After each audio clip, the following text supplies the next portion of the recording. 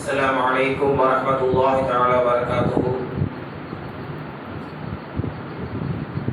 الحمد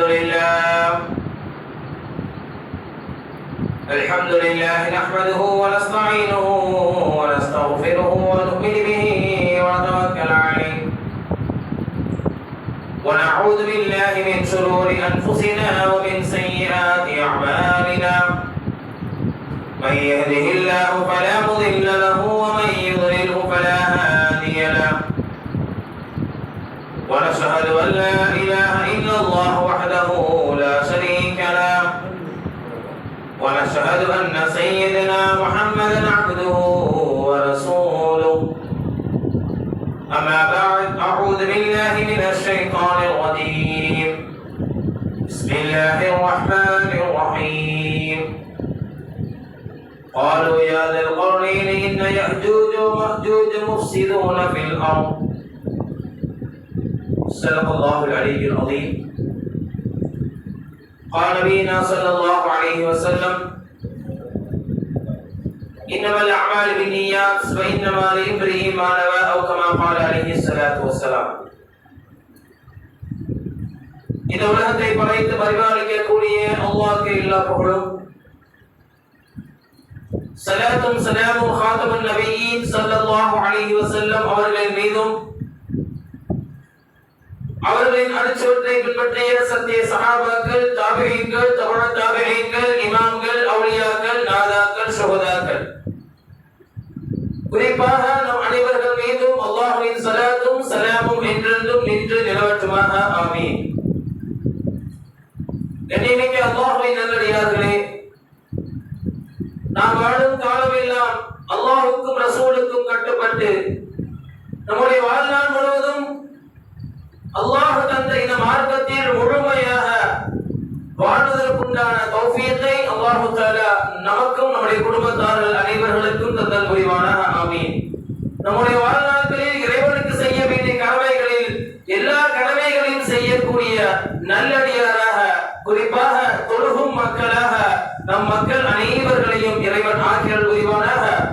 ஹஜ் செய்யக்கூடிய பாக்கியத்தையும் இறைவன் அனைவர்களுக்கும் தந்தல் புரிவானாக. கஅபத்துல்லாஹை உம்ரா செய்யும் பாக்கியத்தையும் நம் அனைவர்களுக்கும் இறைவன் தந்தல் புரிவானாக. ஆமீன் ஆமீன் யா ரப்பல் ஆலமீன். அல்ஹம்துலில்லாஹ். கண்ணியமிக்க அல்லாஹ்வின் நல்லடியார்களே, சென்ற வாரம் தேர்தல் நடைபெற்றது. அந்த தேர்தலுடைய முடிவுகளில் யார் ஆட்சிக்கு வருவாங்க, யார் ஆட்சி அமைப்பார்கள் என்ற கவலை எல்லாம் நம்ம இருந்தாலும் அது இறைவனுடைய நாட்டம். இன்ஷா அல்லாஹ், அல்லாஹ் நாடினால் இந்த உலகத்தில், அதுவும் குறிப்பாக இந்தியாவில் மக்களுக்கு நல்ல ஆட்சியாளர்களாக இறைவன் நம் அனைவருக்கும் தந்தல் புரிவானாக. ஆமீன். அல்ஹம்துலில்லாஹ். தேர்தல் எல்லாம் முடிந்து இருக்கிறதுனால நம் இஸ்லாமிய வரலாற்றுல இந்த உலகத்தை ஆட்சி செய்தவர்கள் யார் என்ற செய்தியை குர்ஆனில் இறைவன் சொல்கிறான். உலகம் முழுவதும், அதாவது இந்த ஏரியா அந்த ஏரியா அப்படி கிடையாது, உலகத்தில் எங்க மூலை முடுக்கெல்லாம் இடம் இருக்கிறதோ, மக்கள் வாழ்வார்களோ, அந்த உலகம் முழுவதும் உள்ள ஆட்சி செய்த இரண்டு மனிதர்களை, இரண்டு அற்புதமான சாலிஹீன்களை, இரண்டு நபியை இறைவன் குர்ஆனில் சொல்லி காட்டுகிறார். அந்த வரலாற்றினை நாம் தெரிந்து கொள்ள வேண்டும். இஸ்லாமிய ஆட்சி உலகம் முழுவதும் செய்த அந்த ஆட்சிகள், அந்த மக்கள் எப்படி வாழ்ந்தார்கள், எப்படி அந்த ஆட்சி நடைமுறையில் இருந்தது, மக்களுக்கு தேவையான ஆட்சியாக இருந்ததா, மக்கள் சந்தோஷமாக வாழ்ந்தார்களா என்பதை குர்ஆன் ஷரீஃபை நாம் பிரட்டி பார்க்கின்ற பொழுது அருமையான வரலாறுகளை இறைவன் சொல்லி காட்டுகிறார். இரண்டு ஆட்சியாளர்கள் குர்ஆனில் வருகிறது வரலாறு. ஒன்று துல்கர்னைன் அலைஹிஸ்ஸலாம், அவங்க உலகம் முழுவதும் ஆட்சி செய்தார்கள். இரண்டாவது சுலைமான் அலைஹிஸ்ஸலாம், இவர்களும் உலகம் முழுவதும் ஆட்சி செய்தார்கள்.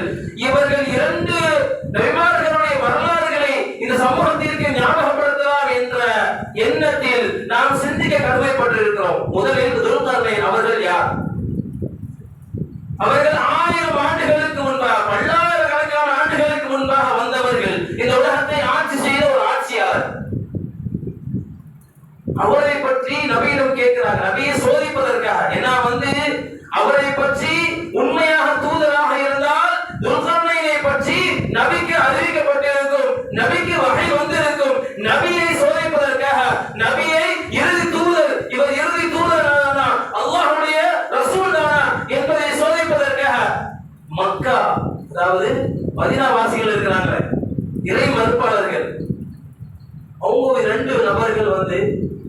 பெரும் பெரும் ஞானிகிட்ட வந்து கேட்கிறாங்க. பெரும் ஞானிகிட்ட நபியை சோதிக்க நாங்க ஆசைப்படுறோம். அவர் உண்மையான நபிதானா, அல்லாஹ்வால் அனுப்பப்பட்ட உண்மையான தூதர் தானா, அவரை சோதிக்க வேண்டும், நாங்க என்ன செய்யணும் அப்படின்னு சொல்லி அறிஞர்கள்ட்ட நான் கேட்கும்போது மதீனாவாசிகள்ட்ட அவங்க சொல்றாங்க, அவர் உண்மையான நபிதானா என்பதை நீங்கள் சோதனை செய்ய வேண்டும் என்று நீங்க நினைக்கிறீங்க. ஒரு 3 விதமான கேள்விகள் அந்த நபியிடம் கேளுங்கள். முஹம்மது ஸல்லல்லாஹு அலைஹி வஸல்லம் அவர்கள் நீங்கள் கேளுங்கள். அந்த 3 விதமான கேள்விகளுக்கும் அவர் பதில் சொல்லிவிட்டால் அவர் அல்லாஹ்வுடைய உண்மையான தூதர் தான். ஏன்னா இந்த கேட்கப்படக்கூடிய கேள்வி வேற யாருக்கும் அறிவிக்கப்படவில்லை. இந்த வரலாறு துல்கர்னைனை பற்றிய ஒரு வரலாறு வேற யாருக்கும் அறிவிக்கப்படவில்லை.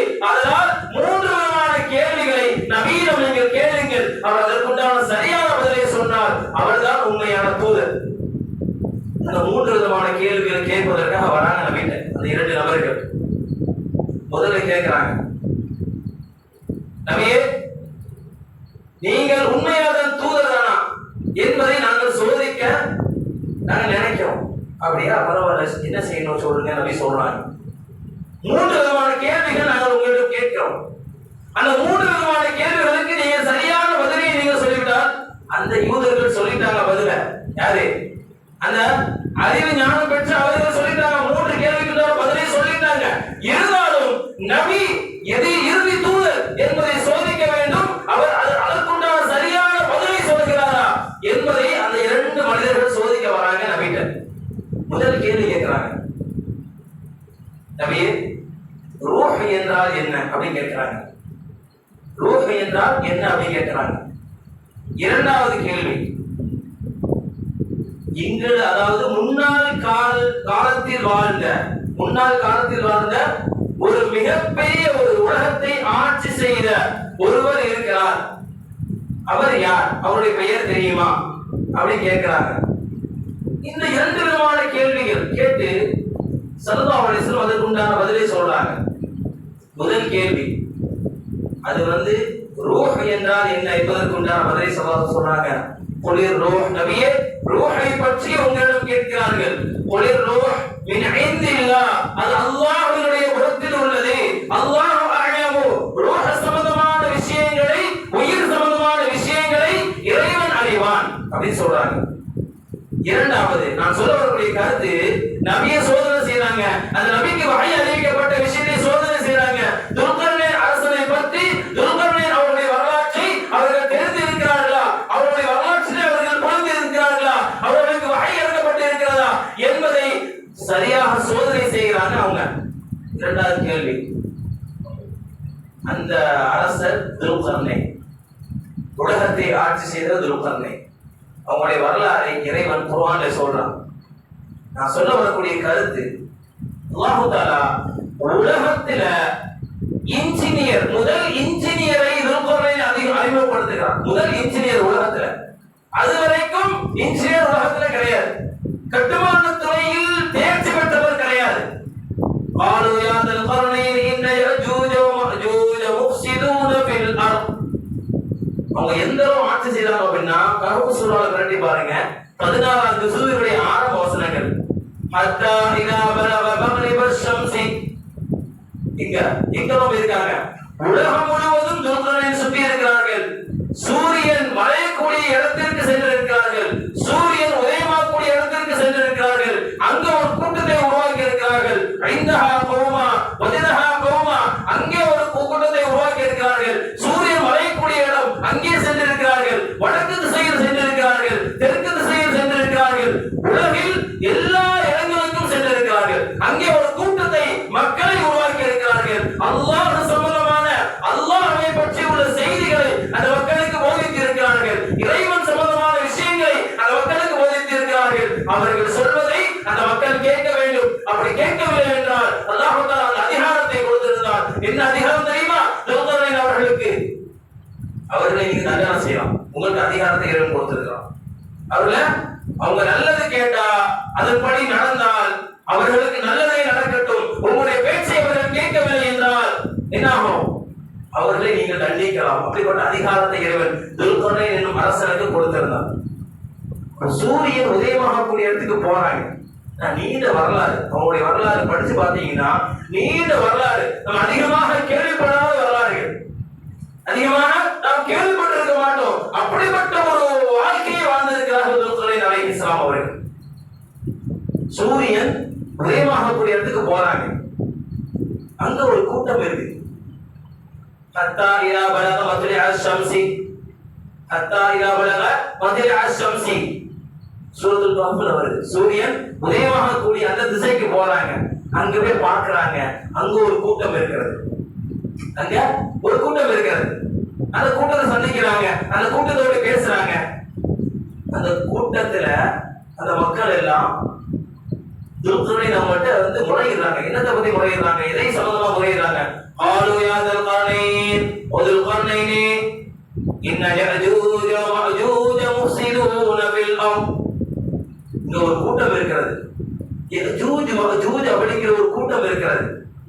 அவங்க என்ன செய்யறாங்க அப்படின்னா, ஊர் மக்களுக்கு மத்தியில வந்து மக்களை குழப்பம் செய்கிறார்கள், மக்களை துன்புறுத்துகிறார்கள், மக்களை வேதனை செய்கிறார்கள், மக்களை கஷ்டப்படுத்துகிறார்கள் என்ற செய்தியை அந்த சூரியன் உதயமாகக்கூடிய அந்த திசையில் இருந்து வாழக்கூடிய மக்கள் முறையிடுறாங்க அந்த அரசரிடம், துல்கர்னைன் அவரிடம். யஜூஜ் மஜூஜ், அதாவது கியாமத் நாளுடைய முக்கியமான அடையாளங்களில், பெரிய அடையாளங்களில் 3 அடையாளம் இருக்குது. கியாமத் நாளுடைய பெரிய அடையாளம், சின்ன சின்ன அடையாளங்கள் இப்ப நடைமுறையில் இருக்குது. பெண்கள் அதிகமாக காணப்படுவாங்க, இது சின்ன அடையாளம். பெண்களுடைய ஆடை குறைப்புகள் ஏற்படும். ஆடை அணிந்திருப்பாங்க, ஆனா ஆடை அணிவது போல இருக்காது. இன்னொன்று வந்து விபச்சாரங்கள் அதிகமாகிடும், கொள்ளைகள் அதிகமாகிடும், கொலைகள் அதிகமாகிவிடும், ஏமாத்துகள் அதிகமாகிவிடும், மக்களை ஏமாற்றக்கூடிய அந்த செயல்கள் அதிகமாகிவிடும்.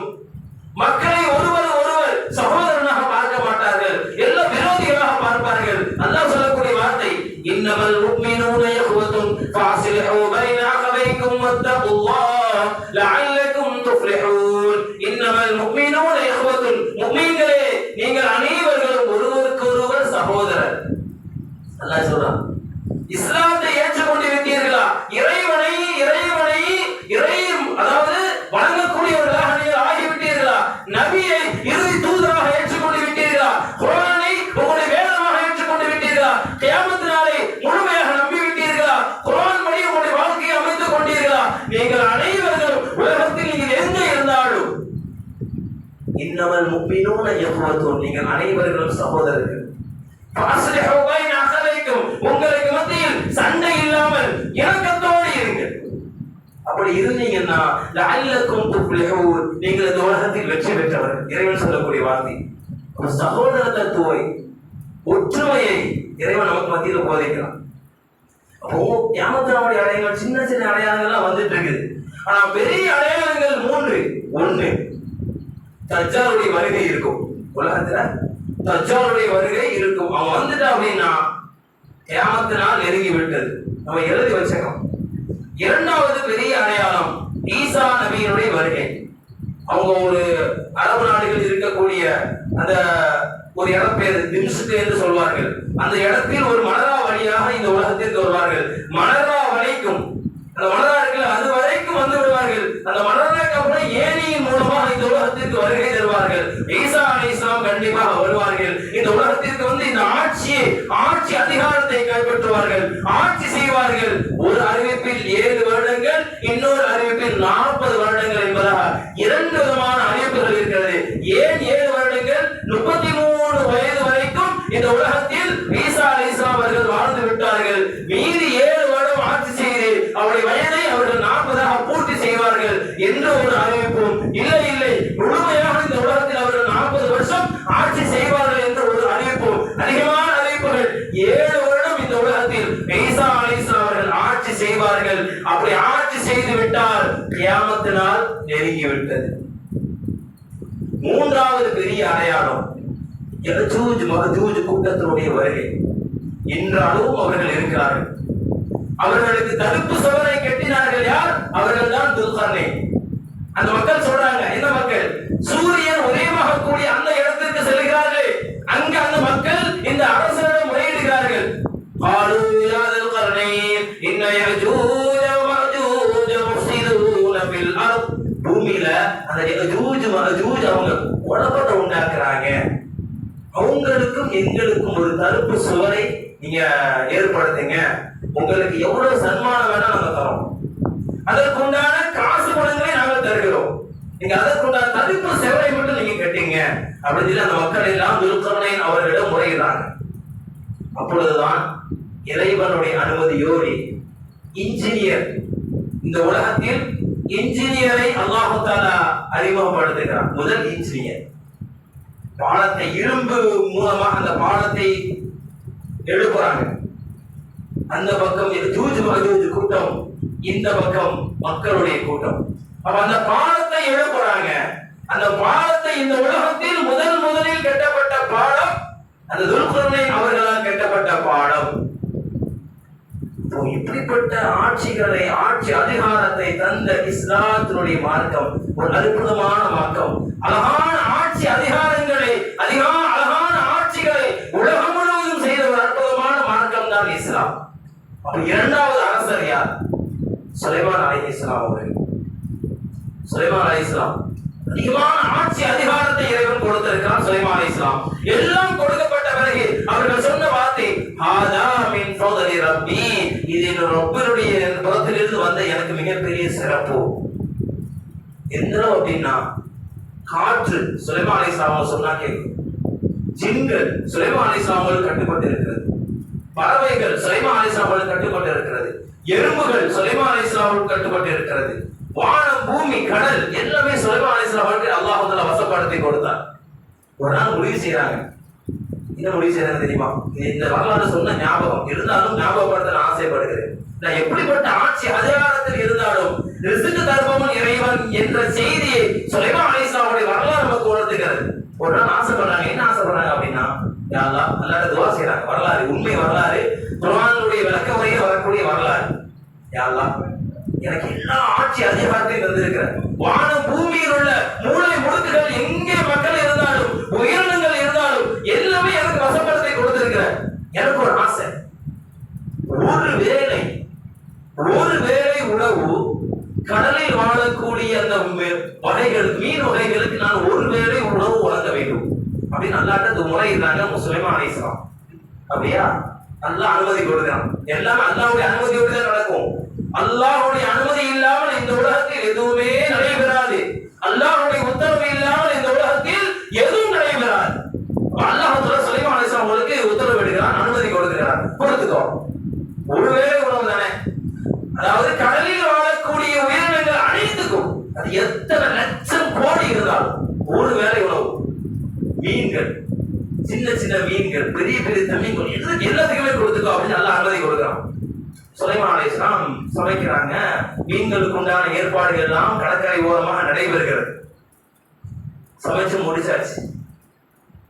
அல்லாஹ் தஆலா அனுமதியோடு அந்த மீன்கள் எல்லாம் கடை ஓரமாக வருகிறது சாப்பிடுவதற்காக. சுலைமான் அலைஹிஸ்ஸலாம் விருது வைக்கிறாங்க. எல்லாமே கட்டுப்பட்டு சுலைமான் அலைஹிஸ்ஸலாம் காட்டு நிக்க சொன்னா நிக்கும், பறவைகள் நிக்க சொன்னா நிக்கும். குர்ஆனுடைய வரலாறு இது, கட்டுக்கதைகள் அல்ல. புது பறவையோடு சுலைமான் அலைஹிஸ்ஸலாம் பேசி வரலாறுகள் சூரத்துல் நம்லில் வருகிறது. ஜின்கள் பைத்துல் முகத்தஸை கட்டிய வரலாறு குர்ஆன்ல வருது. யாரு? சுலைமான் அலைஹிஸ்ஸலாம் மூலமாக. எறும்புகள் பேசிய வரலாறு குர்ஆன்ல வருது. ஏற்கனவே சொல்லியிருக்கிற வரலாறுலாம். யா அய்யுஹன் நம்லு துகுலு மசாகினக்கும் லா யஹ்திமன்னக்கும் சுலைமான் வ ஜுனூதுஹு வ ஹும் லா யஷ்உரூன். எறும்புகள் பேசக்கூடிய இந்த செய்தியை கேட்ட வரலாறு குர்ஆன்ல வருது. அப்ப எல்லாமே இறைவன் ஆட்சி அதிகாரங்கள் எல்லாமே சுலைமான் அலைஹிஸ்ஸலாம் அவர்களுக்கு கட்டுப்பட்டு இறைவன் வசப்படுத்தி கொடுத்திருந்தால் அந்த ஒருவேளை உணவு கொடுக்க தயாராயிட்டாங்க. சமையல்லாம் ரெடி ஆயிடுச்சு. மீன்கள் என்ன சாப்பிடுமோ அதற்குண்டான தயாரிப்பு செய்யப்பட்டு விட்டது. அதுல ஒரே ஒரு பெரிய திமிங்கலம் மட்டும் வந்துச்சு. அந்த மீன்கள் அனைத்தும் சமைக்கப்பட்ட எல்லாத்தையுமே ஒரு மீன் சாப்பிட்டு போயிடுச்சு. ஒரு திமிங்கலம் மட்டும் சாப்பிட்டுட்டு போயிட்டு யோசிக்கிறாங்க, எப்ப நம்ம சட்டியா சமைச்சோம், எல்லா உயிரினங்களுக்கும் கொடுக்க வேண்டும், கடலில் வாழக்கூடிய எல்லா உயிரினங்களுக்கும் கொடுக்க வேண்டும் என்பதாக நாம பரவலாக சமைச்சு வச்சோமே, ஆனா ஒரு திமிங்கலம் சாப்பிட்டு போயிட்ட அப்படின்னா யோசனை பண்றாங்க. யா அல்லாஹ், நான் உன்னிடம் கேட்டது தப்புதான். என்னதான் நீ எனக்கு ஆட்சி அதிகாரத்தை கொடுத்திருந்தாலும் உலகத்தில் எல்லாத்தையுமே எனக்கு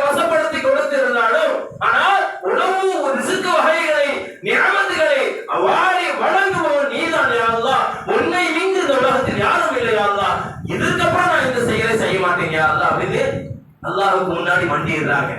உலகத்துல இரணத்தை முழுமையாக எல்லா மக்களுக்கும் தருபவன் இறைவன் என்பதை அந்த நேரத்தில் சுலைமான் அலைஹிஸ்ஸலாம் உணர்றாங்க. என்னதான் ஆட்சி அதிகாரத்தை வைத்திருந்தாலும் அவர்கள் அந்த நேரத்தில் உணர்றாங்க சுலைமான் அலைஹிஸ்ஸலாம். அப்படிப்பட்ட எந்த அளவு சிறு வயசுல வாழ்ந்திருப்பாங்க நினைக்கிறீங்க? நம்முடைய பிள்ளைகள் தாவூத் அலைஹிஸ்ஸலாம் அவங்க வந்து மகன் சுலைமான் அலைஹிஸ்ஸலாம் அவங்களை ஹிக்மத் பெற்ற ஞானியாக வளர்த்தாங்க. தாவூதும் ஒரு அரசர், அது நம்ம உலகம் கேள்விப்பட்டிருப்போம். யாரு?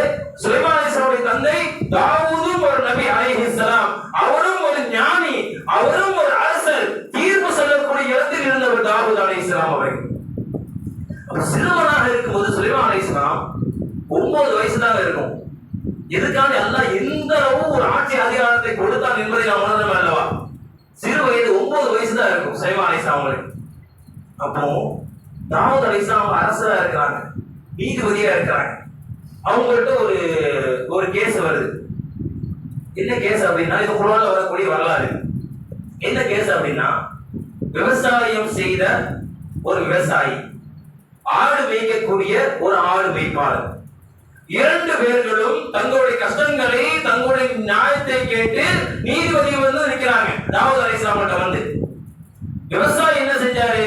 விவசாய நல பூமியில அறுவடை செய்யக்கூடிய அந்த நிலையில ஆடு மேய்ப்பாளருடைய ஆடுகள் அனைத்து விவசாய பூமிகளையும் அவர் வைத்திருந்த அந்த பொருட்பொருள், அதாவது விவசாயம் செய்யப்பட்ட அனைத்து பொருட்களையும் சாப்பிட்டு விட்டது. சாப்பிட்ட பிறகு கோபித்தவராக நீதிபதியோட வராங்க. தாவூத் அலைஹிஸ்ஸலாம் வந்து கேட்கிறாங்க, இது மாதிரி என்னுடைய விவசாய நிலத்தை, அவருடைய ஆடு, என்னுடைய விவசாய நிலத்தை அனைத்துமே சாப்பிட்டு விட்டது. நான் நஷ்டவாளி ஆயிட்டேன், என்னால் மீண்டு வர முடியாது. அதனால நீங்கள் அற்புதமான ஒரு தீர்ப்பை தர வேண்டும் என்பதாக தாவூத் நபிட்ட வந்து கேட்கிறாங்க. தாவூத் நபி தீர்ப்பை சொல்லிடுறாங்க. என்ன தீர்ப்பு? அப்படியா, ஆட்டை நீ வச்சுக்கோ போ, உனக்குதான் பாதிப்பு. ஏன்னா நீ தான் விளைச்சல் இருக்கக்கூடிய அந்த நேரத்துல ஆடு வைக்கக்கூடிய அந்த அவருடைய ஆடினுடைய அந்த ஆடுகள் அனைத்துமே சாப்பிட்டு விட்டது. அதனால் அவருடைய ஆடை நீ வைத்துக்கொள் போ, இதான் தீர்ப்பு அனுப்பிச்சிட்டாங்க. 2 பேர் வெளியே வராங்க. ஒருவர் மன கஷ்டமா வெளியே வராரு. அவருக்கு ஆடு கிடைச்சிட்டு நமக்கு ஆட்டை வச்சுதான் பொழப்பு, அந்த பொழப்பும் போச்சு அப்படின்னு கவலையா 2 பேர் வெளியே வராங்க. வெளியே வரும்போது சிறு வயது 9 வயசு, அவருக்கு எந்த வயசு? 9 வயசு சுலைமான் அலைஹிஸ்ஸலாம் வெளியே நிக்கிறாங்க. என்ன நடந்துச்சு அப்படின்னு கேட்கிறாங்க. இது மாதிரி விஷயம் இப்படி தீர்ப்பு கொடுக்கப்பட்டது. அப்ப 9 வயசு நிறைஞ்சி சுலைமான் அலைஹிஸ்ஸலாம் சொல்றாங்க, நான் தீர்ப்பு சொல்லக்கூடிய இடத்தில் இருந்திருந்தால் இந்த தீர்ப்பை நான் வழங்கியிருக்க மாட்டேன் அப்படின்னு சொன்ன உடனே இழப்பாக இருக்கக்கூடிய அந்த ஆடு மேய்ப்பாளனுக்கு இடையனுக்கு ஒரு மனசுல ஒரு சந்தோஷம். அப்படி என்னப்பா தீர்ப்பு சொல்லியிருப்ப அப்படின்னு கேட்கிறாங்க. உடனே சுலைமான் அலைஹிஸ்ஸலாம் அவங்கள அழைச்சிட்டு யார்கிட்ட வராங்க? தந்தையிடம் வராங்க, தாவூத் நபிட்ட. இது மாதிரி பையன் சொல்றாங்க, என்ன விஷயம்? அது தாவூத் அலைஹிஸ்ஸலாம் சுலைமான் நபியிடம் கேட்கிறாங்க, நீ என்னப்பா தீர்ப்பு சொல்லியிருப்ப அப்படின்னு கேட்கிறாங்க. யார்ட்ட? தன்னுடைய மகன். என் வாப்பா 2 பேருக்குமே பாதிப்பு இருக்குது. அது அதிகமான பாதிப்பு விவசாய நிலம் வைத்திருப்பவர். அதனால் நான் என்ன தீர்ப்பு வழங்கியிருப்பேன் அப்படின்னா, விவசாய நிலம் பாதிக்கப்பட்ட அவருக்கு ஆட்டையும் விவசாய நில பூமி இருக்குல்ல அதை வந்து ஆடு இடையனிடம் ஒப்படைத்திருப்பேன். அவர் என்ன செய்யணும்? ஆடு இடையன் அந்த விவசாய நிலங்கள் பாதிக்கப்படுவதற்கு முன்பாக விளைச்சலில் எப்படி இருந்ததோ அதே போல அவர் அந்த விளைச்சலை ஆக்கி கொடுக்க வேண்டும். ஆடு கொடுக்கப்பட்ட அவர் அந்த ஆட்டில் பால் கலந்து கொள்ளலாம், அவருக்கு தேவையான பொருட்களை ஆட்டின் மூலம் பெற்றுக் கொள்ளலாம். என்றைக்கு அந்த விவசாய நில பூமி பழைய மாறி பழைய நிலையில் இருக்கக்கூடிய அந்த நிலையில அவர் அந்த விவசாயியிடம் அந்த நிலத்தை கொடுக்க வேண்டும், ஆட்டியரிடம் இந்த ஆடை ஒப்படைக்க வேண்டும். இதுதான் என்னுடைய தீர்ப்பாக இருக்கும் அப்படின்னு சொன்ன உடனே சுலைமான் அலைஹிஸ்ஸலாம் அவங்க அந்த தீர்ப்பை சொன்ன உடனே தாவூத் அலைஹிஸ்ஸலாம் அவங்க ஆனந்தப்படுறாங்க, சந்தோஷப்படுறாங்க.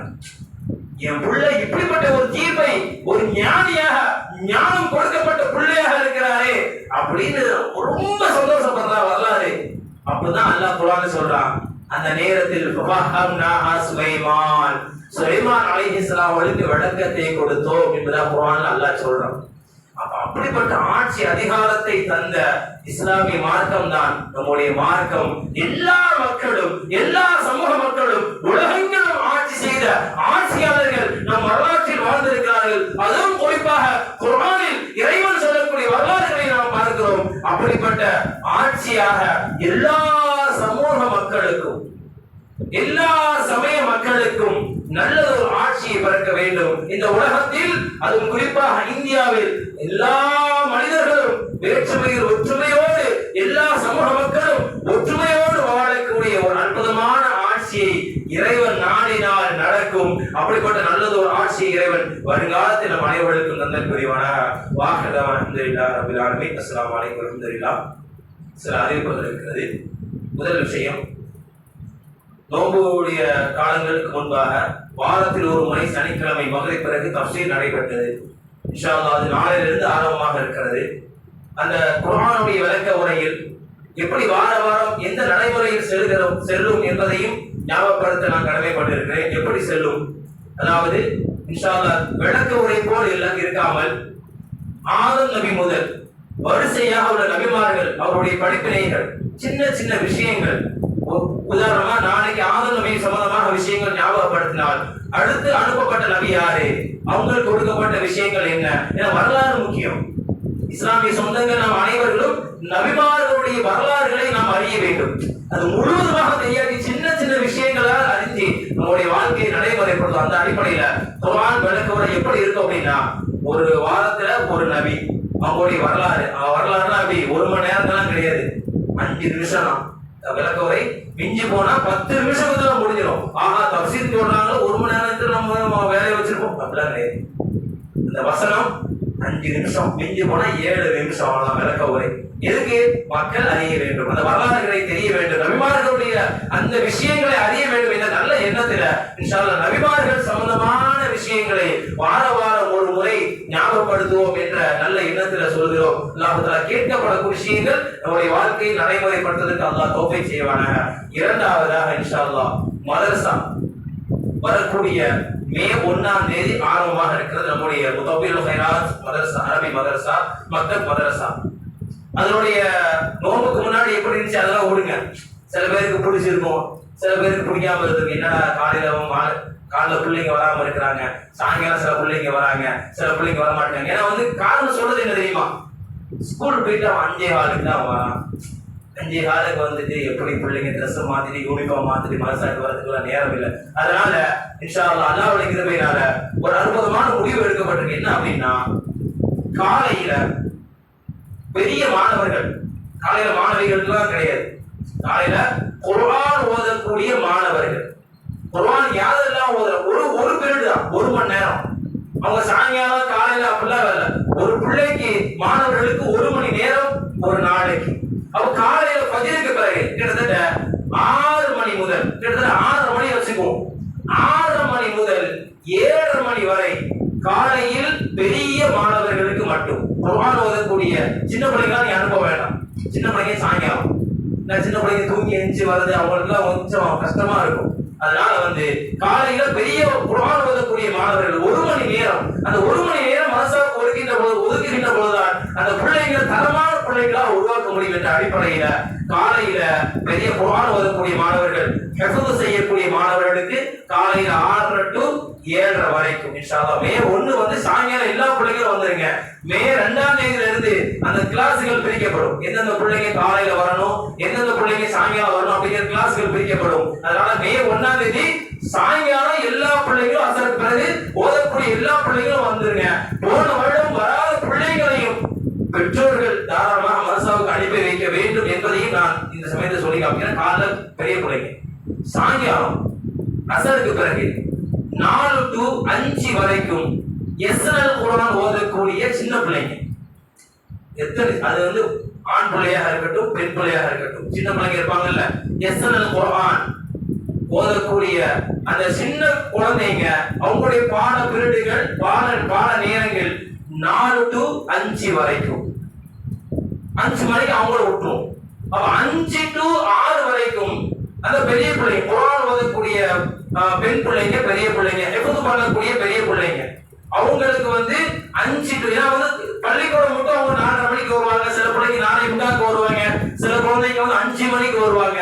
அப்ப அவங்களுக்கு முழுவதுமாக அந்த பாடம் குர்ஆனுடைய கல்வி சென்று அடைய வேண்டும் என்ற நல்ல எண்ணத்துல இப்படி 3 பிரிவுகளாக பிரிக்கப்பட்டிருக்கிறது.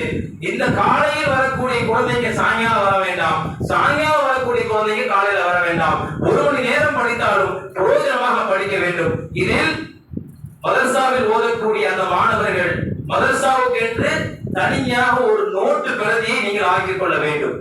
வாரத்தில் ஒரு முறை மார்க்க வழக்க சட்டங்கள் அந்த பிள்ளைங்களுக்கு எழுதி கொடுக்கப்படும், சொல்லிக் கொடுக்கப்படும்.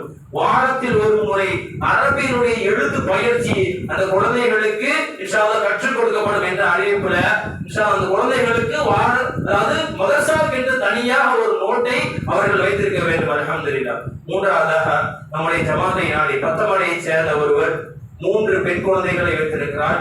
அவர் ரொம்ப கஷ்டமான சூழலில், அவரால் வேலை பார்க்க முடியாத ஒரு கஷ்டமான சூழல் இருக்கிறார். அவருடைய வீட்டு செலவினங்கள் கூட வருமானம் இல்லாமல் ரொம்ப கஷ்டப்படக்கூடிய அவர் நம்முடைய ஜமாத்தை நாடி வந்திருக்கிறார்கள். அந்த பத்தமடையை சேர்ந்த அந்த சகோதரருக்கு நம்முடைய ஜமாத்து சார்பாக நம்முடைய ஜமாத்தார்கள் தாராளமாக உதவி செய்யுங்கள்.